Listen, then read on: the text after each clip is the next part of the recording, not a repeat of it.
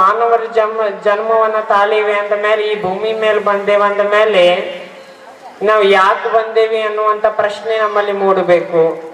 ಯಾಕೆ ಬಂದೇವಿ ಅಂದ್ರ ನಾವು ಉತ್ತಮವಾದ ಬದುಕನ್ನ ಸಾಗಿಸಿ ಹೋಗ್ಲಿಕ್ಕೆ, ಆ ಪರಮಾತ್ಮದಲ್ಲಿ ಲೀನರಾಗ್ಲಿಕ್ಕೆ ನಾವು ಬಂದಿದ್ದೀವಿ ಹೊರತು ಮತ್ತೊಂದು ಯಾವುದಕ್ಕೂ ಇಲ್ಲ ಅಂತಕ್ಕಂಥ ಪ್ರಜ್ಞೆ ನಮ್ಮಲ್ಲಿ ಇದ್ರ ನಾವು ಒಳ್ಳೆಯವರಾಗಿ ಈ ಭೂಮಿ ಮೇಲೆ ಸಾಗಿ ಹೋಗ್ತೀವಿ, ಒಳ್ಳೆಯ ಮನುಷ್ಯರಾಗಿ ಸಾಗಿ ಹೋಗ್ತೀವಿ. ಅದಕ್ಕ 84 ಲಕ್ಷ ಜೀವರಾಶಿಗಳಲ್ಲಿ ವಿಶೇಷ ಜೀವರಾಶಿ ಯಾವುದು ಅಂದ್ರ, ಶ್ರೇಷ್ಠವಾದ ಜೀವರಾಶಿ ಯಾವುದು ಅಂದ್ರ ಅದು ಮಾನವ, ಮನುಷ್ಯರೇ ಅಂತಕ್ಕಂಥದ್ದು 12ನೇ ಶತಮಾನದ ಶಿವಶರಣರು ತಿಳಿಸಿಕೊಟ್ಟು ಹೋಗಿದ್ದಾರೆ. ಜೀವನ ಇವತ್ತು ಯಾವುದ್ರ ಮೇಲೆ ಅವಲಂಬನೆ ಆಗೈತಿ ಅಂದ್ರ, ನಾವೆಲ್ಲ ಹಸ್ತರೇಖೆಯ ಮೇಲೆ ನಮ್ಮ ಜೀವನ ಅವಲಂಬನೆ ಆಗೈತಿ. ಹಿಂಗ ಒಂದು ದಿನ ಫುಟ್ಪಾತ್ ಮೇಲೆ ಒಬ್ಬ ಜ್ಯೋತಿಷಿಗಾರ ಅಡ್ಡಾಡಕತ್ತಿದ್ದ ಗಿಳಿ ಹಿಡ್ಕೊಂಡ. ಅವಾಗ ಜ್ಯೋತಿಷಿಗಾರಿಗೆ ಒಬ್ಬಕಿ ನಿಮ್ಮಂಗ ಒಂದು ಹೆಣ್ಣು ಮುದುಕಿ ಹೋಗಿ ಕೇಳಿದ್ಲಂತ, ಯಪ್ಪ ನಂಗೆ ಬಾಳ್ ಕಷ್ಟ ಬರಾಕತ್ತಾವು, ಮತ್ತೆ ಏನ್ ಮಾಡ್ಲಿ, ನನ್ನ ಭವಿಷ್ಯ ಏನೈತಿ ನೋಡು ಅಂತ ಹಸ್ತವನ್ನ ತೋರಿಸ್ತಾಳ. 51 ರೂಪಾಯಿ ಇಟ್ಟ ಹಸ್ತವನ್ನ ತೋರಿಸ್ತಾಳ. ಅವಾಗ ಅವಂತಾನ, ನನ್ನ ಎಮ್ಮಿ ಕಳೆದ್ ಹೋಗೈತಿ ಅವ್ವ, ಯಪ್ಪ ಮತ್ ಎಲ್ಲಿ ಹೋಗೈತಿ, ಯಾವ ದಿಕ್ಕಿನ್ಯಾಗ ಹೋಗೈತಿ ತೋರಿಸ್ಕೊಡು ಅಂತಾನ ಅಂತ ಕೇಳ್ತಾಳ. ಅವಾಗ ಆ ಜ್ಯೋತಿಷಿಗಾರ ಅಂತಾನ, ನೀನ್ ಎಮ್ಮೆ ಹೋಗಿದ್ರ ಉತ್ತರ ದಿಕ್ಕಿಗೆ ಹೋಗಿರ್ಬಹುದು, ನೀ ಹುಡುಕಿದ್ರ ಸಿಕ್ಕರ ಸಿಗಬಹುದು, ಇಲ್ಲಂದ್ರ ಇಲ್ಲ ಅಂತಾನ. ಆ ಮುದುಕಿ ಚಾಪ್ಟರ್ ಇರ್ತೈತೆ, ಅದ್ ಮುದುಕಿ ಬಾಳ್ ಬೆರಗಿರ್ತೈತೆ. 51 ರೂಪಾಯಿ ಏನ್ ಇಟ್ಟಿರ್ಲಿಲ್ಲ. ಅದನ್ನ ಏನ್ ಮಾಡ್ತಾಳಂದ್ರ, ಯಪ್ಪ ನಾ ಇಟ್ರ ಇಡಬಹುದು, ನಾ ತಕ್ಕೊಂಡ್ರ ತಕ್ಕೋಬಹುದು, ಅದು ನನಗ್ ಬಿಟ್ಟಿದ್ದು ಅಂದ್ಬಿಡ್ಲಕ್ಕೆ. ಹಂಗ ಇವತ್ತು ನಮ್ಮ ಜೀವನ ಹಸ್ತರೇಖೆ ಮೇಲೆ ಅವಲಂಬನೆ ಆಗಿಲ್ಲ. ಅದಕ್ಕ ಬಸವಣ್ಣವ್ರ ಅಂತಾರ, ಅರ್ಥರೇಖೆವಿದ್ದು ಫಲವೇನು ಆಯುಷ್ಯ ರೇಖೆ ಇಲ್ಲದನಕ್ಕ, ಗಿಲಿಯೋದಿ ಫಲವೇನು ಬೆಕ್ಕು ಬಾರದನ ತಿಳಿಯದನಕ್ಕ ಅಂತ. ಅದಕ್ಕ ಜೀವನದೊಳಗೆ ಏನೂ ಇಲ್ಲವ. ಅದಕ್ಕ ದರಾ ಬೇಂದ್ರೆ ಅವ್ರ ಎಷ್ಟು ಚಂದ ಒಂದು ಮಾತನ್ನ ಹೇಳ್ತಾರ, ಹುಟ್ಟು ನನ್ನ ಕೈ ಒಳಗಿಲ್ಲ, ಸಾವು ನನ್ನ ಕೈ ಒಳಗಿಲ್ಲ, ಇರೋದು ಒಂದ ಅದು ಜೀವನ ನನ್ನ ಕೈ ಒಳಗೈತಿ ಅಂತ. ಅದಕ್ಕ ಯವ್ವ ನಾ ಸೋಮವಾರ ಹುಟ್ಟಬೇಕು, ಈರಣ್ಣನ ದಿವಸನ್ಯಾಗ ಹುಟ್ಟಬೇಕ, ನಾ ಚಲೋ ಮುಹೂರ್ತದಾಗ ಹುಟ್ಟಬೇಕಂದ್ರ ನಾ ಹುಟ್ಟಿ ಬರಾಕ್ ಸಾಧ್ಯ ಐತೇನ? ಇಲ್ಲ. ಅದಕ್ಕ ದರಾ ಬೇಂದ್ರೆ ಅವ್ರು ಹುಟ್ಟಾಕು ಒಂದು ಪುಣ್ಯ ಮಾಡಿರ್ಬೇಕು, ಸಾಯಕ್ಕೂ ಒಂದು ಪುಣ್ಯ ಮಾಡಿರ್ಬೇಕಂತ.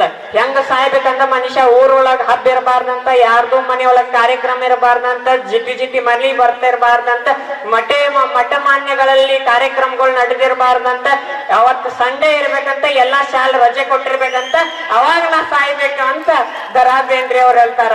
ಸಾಯಕ್ ಪುಣ್ಯ ಮಾಡಿರ್ಬೇಕ. ಹಂಗ ನಾವ್ ಸಾಯ್ಬೇಕಂದ್ರ ನಾವು ಒಳ್ಳೆಯವರಾಗಿ ಸಾಯ್ಬೇಕಾಗಿತ್ತು ಅಂದ್ರ, ನಮ್ಮ ಹೆಸರು ನಾವು ಸತ್ತ ಮೇಲೂ ಅಜರಾಮರವಾಗಿರ್ಬೇಕು ಅಂದ್ರ ನಾವು ಒಳ್ಳೆಯವರಾಗಿ ಬದುಕಬೇಕು, ಒಳ್ಳೆ ಕೆಲಸ ಕಾರ್ಯಗಳನ್ನ ಮಾಡಬೇಕು, ಒಳ್ಳೆ ವಿಚಾರಗಳನ್ನ ಇಟ್ಕೊಂಡಾಗ ಮಾತ್ರ ಅದು ಸಾಧ್ಯ. ಇಲ್ಲದಿದ್ರ ಅದು ಸಾಧ್ಯವೇ ಇಲ್ಲ ಅಂತಕ್ಕಂಥ ಮಾತುಗಳನ್ನ ಈ ಶುಭ ಸಂದರ್ಭದಲ್ಲಿ ತಿಳಿಸಿ, ಒಳ್ಳೆಯದನ್ನ ಮಾಡ್ರಿ, ಒಳ್ಳೆ ವಿಚಾರಗಳನ್ನ ಇಟ್ಕೋರಿ ಅಂತ ಯಾವ್ದಾದ್ರೂ ಕಾರ್ಯಕ್ರಮ ತೋರಿಸ್ಕೊಡ್ತಾ ಇತ್ತು ಅಂದ್ರೆ ಅದು ದೊಡ್ಡ ಹುಣಸಿಯ ಕಲಮಟ್ಟದ ಶರಣ ಸಂಸ್ಕೃತಿ ಕಾರ್ಯಕ್ರಮ ಅಂತಕ್ಕಂಥದ್ದು ನಾನು ಸ್ಪಷ್ಟವಾಗಿ ಇಲ್ಲಿ ಹೇಳಲಿಕ್ಕೆ ಇಚ್ಛೆ ಪಡ್ತೀನಿ. ಹಾಗಾಗಿ ಇವತ್ತು ಜಗತ್ತಿನೊಳಗೆ ನಾವು ಎಲ್ಲಿ ಹೋಗ್ಬೇಕು ಅಂತ ಗೊತ್ತಾಗೋಂಗಿಲ್ಲ. ಅದು ನಾವು ಮೊಬೈಲ್ ಓಪನ್ ಮಾಡಿ ಲೊಕೇಶನ್ ಹಾಕ್ತೇವಿ, ಇಲ್ಲವ ನಾವು ನಮಗೆ ಎಲ್ಲಿ ಹೋಗ್ಬೇಕಾಗಿರ್ತೈತಿ ನಾವು ಲೊಕೇಶನ್ ಹಾಕಿ ಹೋಗ್ತೀವಿ. ಹಂಗ ಸೌನೂರು ಎಂಬ ಜಗತ್ತಿನೊಳಗೆ ಈ ಜೀವನ ಎಲ್ಲಿ ಹೋಗ್ಬೇಕು, ಕೊನೆಗೆ ಮುಕ್ತಿಯನ್ನ ಪಡ್ಕೋಬೇಕು. ಈ ಸೌನೂರಿನ ಜಗತ್ತಿನೊಳಗೆ ಸದ್ಭಕ್ತರಿಗೆ ಮುಕ್ತಿ ಅಂತಕ್ಕಂಥದ್ದು ದೊರೆಯಬೇಕಾಗಿತ್ತು ಅಂದ್ರ ಮುಕ್ತಿಗೆ ಹಾದಿಯನ್ನ ತೋರ್ಸೋರು ಲೊಕೇಶನ್ ಆಗಿ ನಿಂತವ್ರು ಯಾರಾದ್ರೂ ಇದ್ರ ಅದು ಚನ್ನಬಸವ ಮಹಾಸ್ವಾಮೀಜಿ ಅವರು ಅಂತಕ್ಕಂಥದ್ದು ನಾನು ಸ್ಪಷ್ಟವಾಗಿ ಇಲ್ಲಿ ಹೇಳಲಿಕ್ಕೆ ಇಚ್ಛೆ ಪಡ್ತೀನಿ. ಅದಕ್ಕ ಯವ್ವ ಇಂಥ ಗುರುಗಳು ಸಿಗಬೇಕಾಗಿತ್ತು ಅಂದ್ರೆ 7 ಜನ್ಮದ ಪುಣ್ಯ ಬೇಕು. ನನಗೂ ಬಂದಾಗ ಅನ್ಸಿತ್ತು, ಎಷ್ಟು ಚಂದ ಇವತ್ತಿನ ದಿನಮಾನದೊಳಗೆ ದೊಡ್ಡ ದೊಡ್ಡ ಸ್ವಾಮಿಗಳು ಕಾಣ್ತೀವಿ, ಎಂತೆಂಥವ್ರನ್ನು ಕಾಣ್ತೀವಿ. ಸಣ್ಣವ್ರಿಗೆ ಅವಕಾಶ ಕೊಡುವುದಿಲ್ಲ. ಯಾಕಂದ್ರೆ ಸಣ್ಣವ್ರಿಗೆ ಅವಕಾಶ ಕೊಡೋದು ಅವಕಾಶ ಮಾಡಿಕೊಡೋರು ಬಹಳ ಕಡಿಮೆ ಅದಾರ. ಆದ್ರ ಬುದ್ಧಿ ದೇವ್ರು ನೀವು ಒಂದೆರಡು ಮಾತು ಮಾತಾಡ್ರಿ, ಏನ್ ಬೇಕಾದಾಗ್ಲಿ ಅದು ನಾನ್ ನಿಮ್ ಹಿಂದೆ ಇರ್ತೇನೆ ಅಂತ ಹೇಳಿ ನನಗೆ ಅವಕಾಶ ಮಾಡಿಕೊಟ್ಟಾರಲ್ಲ ಅಂತ ಪರಮ ಪೂಜ್ಯರಿಗೂ ನಾನು ಶಿರಸಾಷ್ಟಾಂಗ ಪ್ರಣಾಮಗಳನ್ನ ಅರ್ಪಣೆ ಮಾಡ್ತೇನೆ. ಕೊನೆಗೊಂದು ಮಾತನ್ನ ಹೇಳಿ ನನ್ನ ಮಾತುಗಳಿಗೆ ವಿರಾಮ ನೀಡ್ತೀನಿ.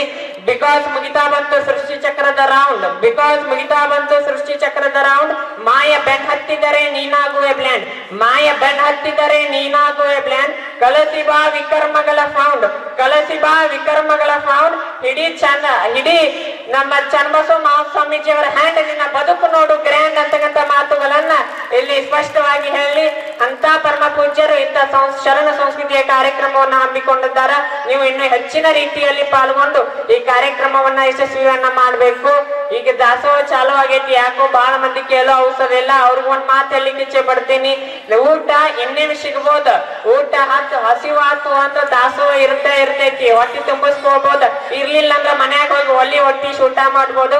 ಆದ್ರ ಇಂಥ ಪುಣ್ಯಾತ್ಮರ ಆಶೀರ್ವಚನ ಇಂಥವ್ರ ದರ್ಶನ ಸಿಗ್ಬೇಕಾಗಿತ್ತು ಅಂದ್ರ ಅದು ಹಂಗ ಸಾಧ್ಯ ಇಲ್ಲ. 7 ಜನ್ಮದ ಪುಣ್ಯ ಇದ್ದಾಗ ಮಾತ್ರ ಸಾಧ್ಯ ಅಂತಕ್ಕಂಥ ಮಾತುಗಳನ್ನ ಇಲ್ಲಿ ವ್ಯಕ್ತಪಡಿಸಿ ನನ್ನ ಒಂದೆರಡು ಮಾತುಗಳನ್ನ ವಿರಾಮ ನೀಡ್ತೇನೆ. ತಮಗೆಲ್ಲರಿಗೂ